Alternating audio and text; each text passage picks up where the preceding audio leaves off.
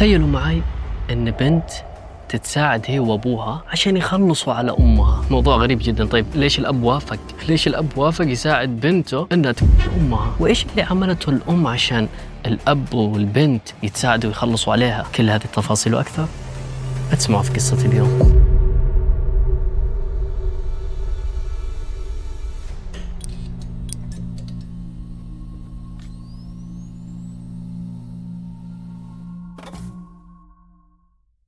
السلام عليكم حبايب قلبي، كيفكم؟ إن شاء الله الكل بخير. أولا أشكركم من كل أعماق قلبي على دعمكم. التفاعل ما شاء الله تبارك الله بدأ يرتفع، أبيكم تستمروا كذا عشان أنا كمان أستمر. على العموم مثل ما شفتوا في المقدمة قصة اليوم غريبة جدا. ما علينا. قصة اليوم غريبة جدا، بنت تتساعد هي وأبوها وتخلص على أمها. تفاصيل كثيرة، القصة فيها صدمات وأحداث غير متوقعة، فجهزوا لنفسكم قهوتكم مكسراتكم أي شيء تسلوا فيه وانتوا قاعدين تسمعوا القصة. والأهم من هذا كله صلوا على الحبيب محمد عليه أفضل الصلاة والسلام ونبدأ على بركة الله.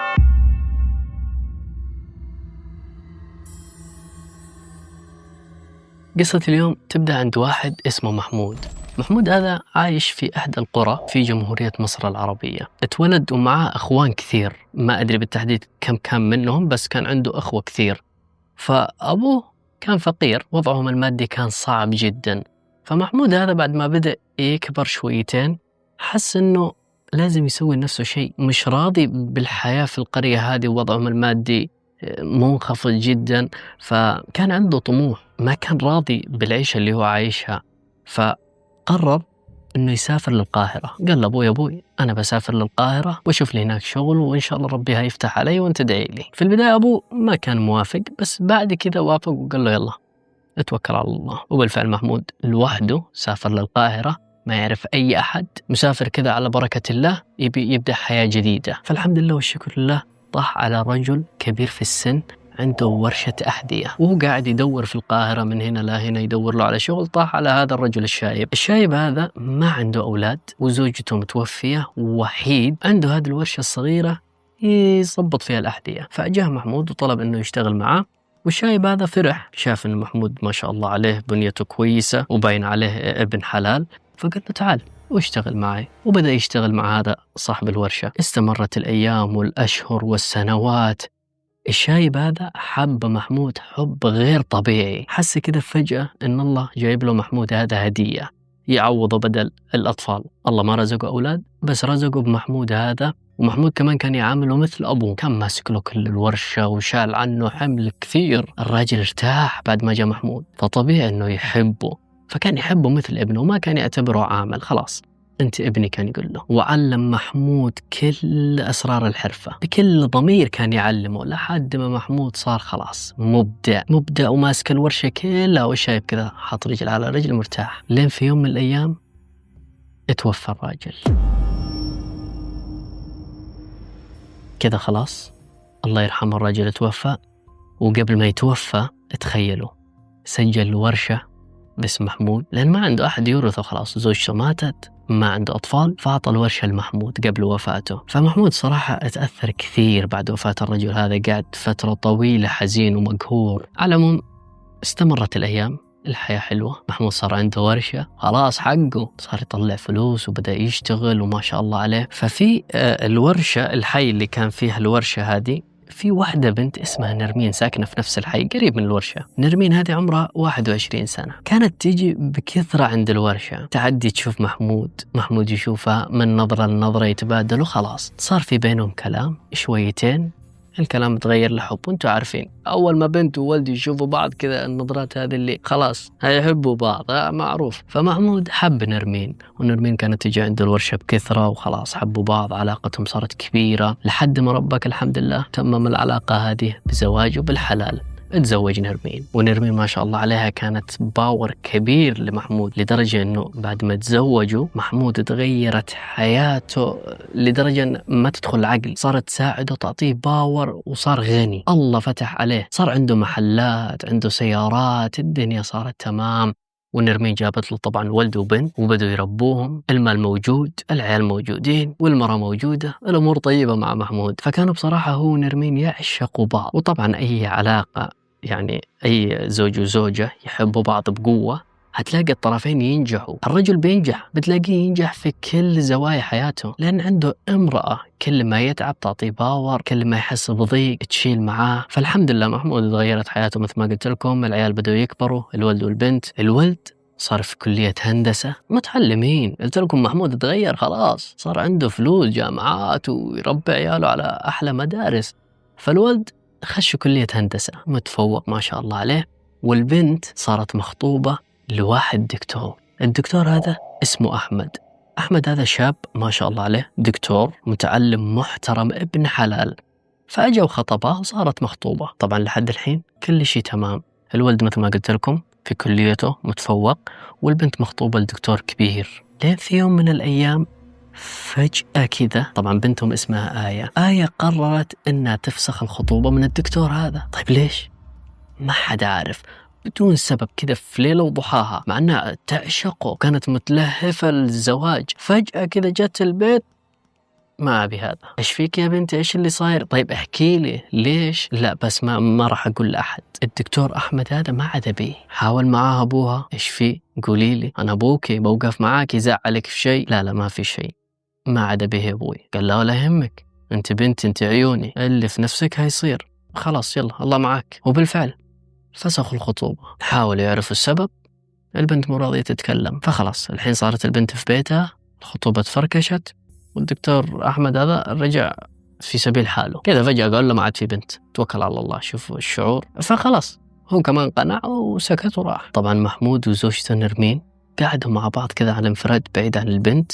بدأ يسأل زوجته تتوقعي إيش فيها البنت؟ فجأة كذا اليوم قاعدة تبكي وفسخت الخطوبة من الدكتور مع أنه إنسان محترم، تتوقعي إيش اللي صار؟ فردت نرمين قالت والله ما أدري، خليها يا أخي براحتها، بكرة تكبر وتعقل. قال لا كيف بكرة تكبر وتعقل؟ بنتنا كبيرة واعية، فجأة كده تبكي وما ترضى تتكلم وفسخت الخطوبة. يا أخي أنت أمها، حاولي معاه، يمكن أنا ما تقدر تقول لي إيش اللي صار، فأنت حاولي معاه. ردت نرمين قالت أنت ليش مكبر الموضوع؟ كم من شخص خلاص تفارقوا وفسخوا خطوبة ومش شيء جديد يعني. الحمد لله ما صار زواج وطلاق، مجرد خطوبة وخلاص، خليها في حالها البنت، لا تحسسها أنه الموضوع كبير. فقال لها إيه والله صح كلامك صح، خلاص الله مع الله يكتب لها اللي فيه الخير، وقفل الموضوع على كده.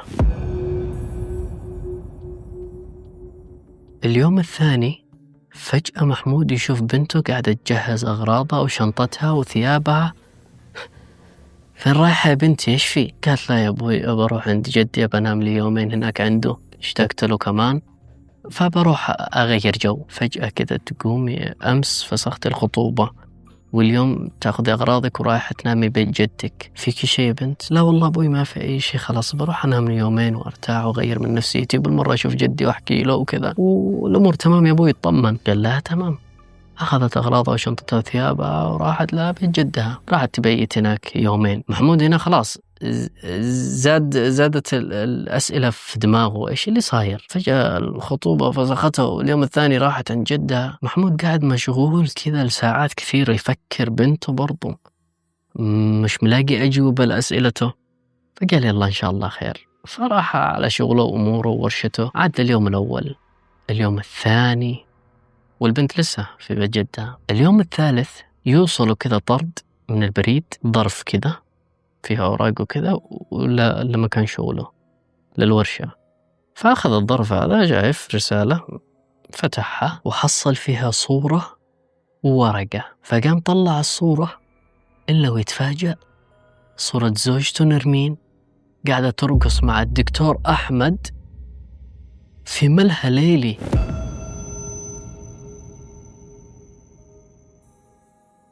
تخيلين الصدمة، عشرة عمره بينهم سنوات وبينهم أطفال، خلاص أطفالهم كبروا، آخر شيء كان يتوقعه في حياته شايف زوجته قاعدة ترقص مع الدكتور أحمد اللي كان خطيب بنتها في ملهى ليلي. هنا محمود كان شويتين ويغمى عليه، بدأ يرتجف، طلع الورقة ويقرأ مكتوب عليها زوجتك قاعدة تخونك مع الدكتور أحمد يا محترم، وكمان عطوف الأخيرة يا محترم. هو بالفعل محمود إنسان محترم، وما يستحق هذا، لا عمره شاف غيرها ولا خانها، ما عيشها في أحلى عيشة، ومن أيام ما حبوا بعض أجاها على طول بالحلال ما لف ودار، تيجي تخونه مع خطيب بنتها. طبعا ما أحكي لكم وضع محمود، أكيد أنتم بتحسوا بالشعور اللي حاس فيه لحظة ما شاف الصورة والرسالة. طبعا مش عارف هو من أرسل الطرد هذا، لأنه كان مرسول من شخص مجهول، فمش عارف مين اللي صور الصورة هذه ومين اللي رسلها وليش زوجتي في هذا الوضع. فخلاص مش عارف إيش يسوي، قاعد كده في ورشته إيده ترجف وما يدري إيش يسوي، يروح يقتلها ولا يطلقها بعد ما في بينهم أصلا أطفال. إيش يسوي مش عارف، واقف كده مع نفسه لساعات لوحده قاعد يفكر إيش أسوي، إيش أول إجراء ممكن أقوم فيه. أوكي، قبل ما نكمل القصة أبيكم تنزلوا الكومنتات وتكتبوا لي إذا كنتم مكان محمود إيش بتسووا، كيف بتتصرفوا. ومثل ما قلت لكم أكثر من مرة أنا أحب أقرأ كومنتاتكم، فانزلوا الحين قبل ما نكمل القصة واكتبوا لي إيش كنتوا بتسووا. طبعا بعد ساعات من وصول الرسالة هذه، بنت محمود اللي هي آية رجعت من بيت جدها وأجت، وبمجرد أنها أجت البيت ما حصلت أبوها، اتصلت فيه، وينك أبوي؟ أحتاجك إيش وقتك أنت الحين؟ محمود في وضع لا يحسد عليه، وأنت جاي أبوي ها وينك في الشغل، أحتاجك، ممكن تجي على البيت بسرعة مش عارف إيش. قال لا تمام بنته، خلاص مش عارف إيش يسوي الرجال، وضعه زي الزفت، أخذ سيارته وراح البيت. طبعا وقتها نرمين ما كانت في البيت، ما أدري وين كانت، في مشوار، فأجا البيت ما في غير هو وبنته. فالبنت أول ما شافت وضع أبوها حست إن في شيء، فقالت له يا أبوي أدري إيش اللي صار معك وإيش اللي وصلك قبل شوي، وهو أحتاج أقول لك آسفة، أنا اللي رسلت لك الرسالة هذه، وندمت بسرعة قبل ما تسوي أي شيء، أنت اجيت بسرعة عشان أقابلك. أنا كان نفسي أكلمك عن الموضوع فيس تو فيس، بس ما قدرت بإيش من وجه أجي أقول لك يا أبوي شوف أمي إيش تسوي مع خطيبي، ما قدرت. فرحت لبيت جدي ومن هناك أرسلت لك الطرد هذا، والحين جيتك عشان ما يصير أي شيء، فأحتاج أقول لك يا أبوي إيش بنسوي. أمي ما قتلتك أنت لوحدك، قتلتني أنا كمان، حب عمري وخطيبي اللي كنت ناوي أتزوجه يخونني مع أمي، هو يروح في 60 داهية، بس أمي ليش سوت فيني كذا وليش سوت فيك أنت كمان كذا. هنا الأب مش عارف إيش يسوي، منهار قاعد يبكي مش مصدق، حبيبته عشرة عمره خانته وكمان خانت بنتها من مرة هذه، إيش نسوي فيها. فبدأوا يهدوا يخططوا مع بعض، وعد اليوم ورسموا لنفسهم خطة، ما ندري بالتفاصيل إيش كانت الخطة، هنعرف بعد كذا إيش اللي بيصير. عدى اليوم على خير، وفي اليوم الثاني كان عيد ميلاد الأم نرمين، كان عيد ميلادها. سبحان الله، يعني اليوم اللي عرف فيها الأب اليوم الثاني أصلا عيد ميلاد نرمين زوجته، وهو أصلا قبل ما توصل الرسالة هذه كان مخطط إنه يحتفل مع زوجته بعيد ميلادها مثل كل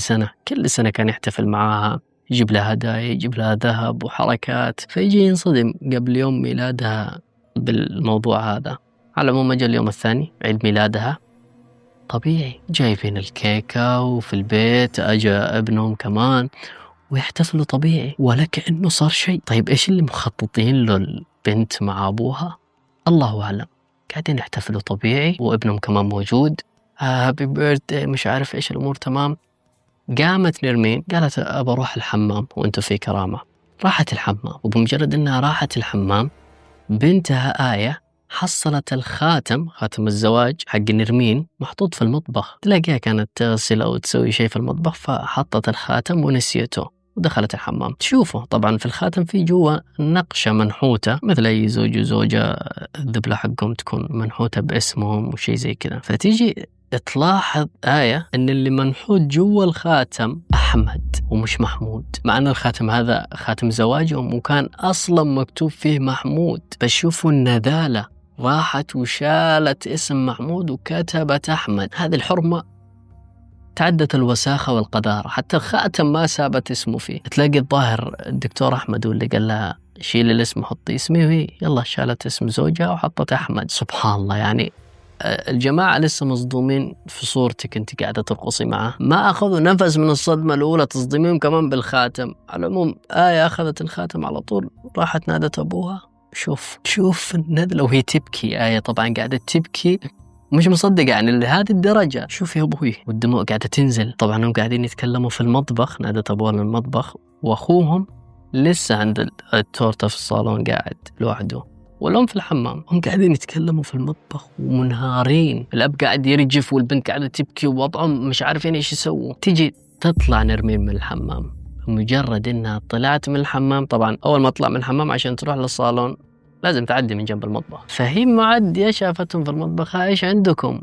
إلا وبنتها تاخذ السكينة بسرعة كذا وهجوم على الأم على طول، واحدة ورا الثانية واحدة ورا الثانية لحد ما طيحتها وطلعت فوقها وكملت. طبعا وقتها الأب واقف، ما حاول حتى يوقف. ليش يوقف أصلا؟ ليش يوقف؟ بنته تستاهل، خليها. فقعد كذا يتفرج وهذه تضرب. فطبعا لحظتها الابن أجا يركض، سامع صوت أمه تصارخ وهنا في دوشة، فأجا لعندهم يشوف أخته قاعدة تقتل في أمه وأبوه واقف. ايش في؟ حاول يقرب، الاب مسكه. تخيلوا موقف الابن، سيناريو غريب.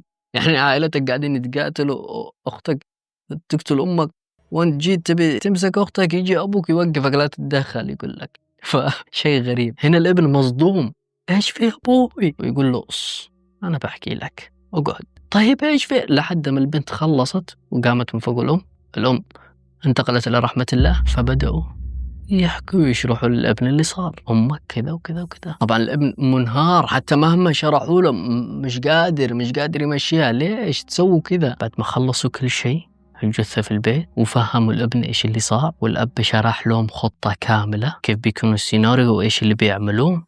والأب أخذ بعضه على طول وراح لعند المستشار بهاء الدين أبو شقة. طبعا هذا المستشار قبل كذا كمان حكينا قصة هو كان محامي فيها، وبصراحة المستشار هذا بهاء الدين أبو شقة ترافع على قضايا كثيرة فيها قصص ما تدخل العقل، لدرجة أنه عمل كتاب كامل للمستشار بهاء الدين أبو شقة، والكتاب هذا فيه كثير قضايا وقصص كثيرة. فهذه القصة برضو من الكتاب، وإذا حبيتوا تبوني أجيب لكم قصص ثانية وجرائم يترافع فيها المستشار بهاء الدين أبو شقة كلموني، لأن بصراحة الكتاب فيه قصص كثيرة جدا، وهو ما اختار إلا القضايا اللي تشيب الرأس وحطها في الكتاب حقه.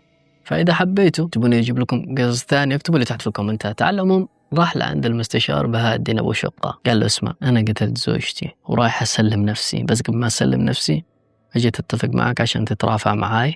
زوجتي خانتني، وهذه الصورة وهذا خاتم وهذا كل شيء، وبيك تكون المحامي تبعي في القضية هذه، لأن الحين رايح أسلم نفسي. وبالفعل بعد ما خلص اتفق مع المستشار بهاء الدين أبو شقة، راح سلم نفسه وعلى طول سجنوه. طيب المستشار حصل ثغرات كثيرة وأشياء كثيرة في القضية هذه يقدر يساعده يترافع فيها، من ضمنها أنه مسكها متلبسة مع الدكتور هذا أحمد وهي قاعدة تخون زوجها، وكمان الصورة إثبات وهم قاعدين يرقصوا مع بعض في ملهى ليلي، والخاتم كمان. فقعد يترافع له في المحكمة، والحمد لله حكم عليه بالسجن لمدة 1 سنة فقط، لأنه كان يدافع عن عرضه، وهذه زوجته حلال خانته ومسكها متلبسة، وفي ساعة غضب قتلها. أوكي، الحين بتستغربوا هو ما قتلها، البنت اللي قتلت.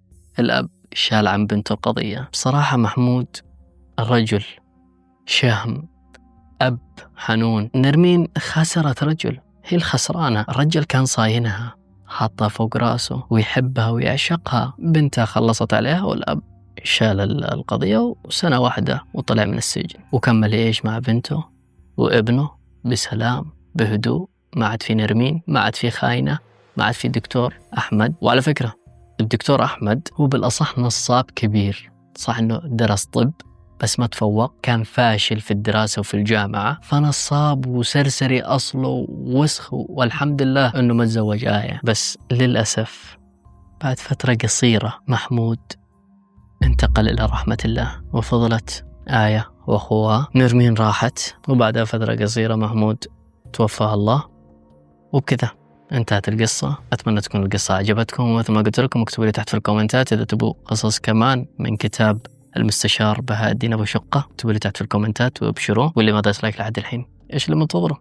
دوس لايك ربي يحفظك. وإذا كنت جديد في القناة اشترك في القناة عشان في قصص جاية أقوى من هذه هتفوتك. إذا فاتتك أنا مو مسؤول، وإذا ما شفتوا القصص اللي فاتت خشوا القناة وشوفوا في قصص كثير حلوة. صرت أتكلم كثير كثير كثير كثير، يلا توكل على الله. كان معكم أخوكم نصلان، أحبكم في الله، أشوفكم في أمان الله.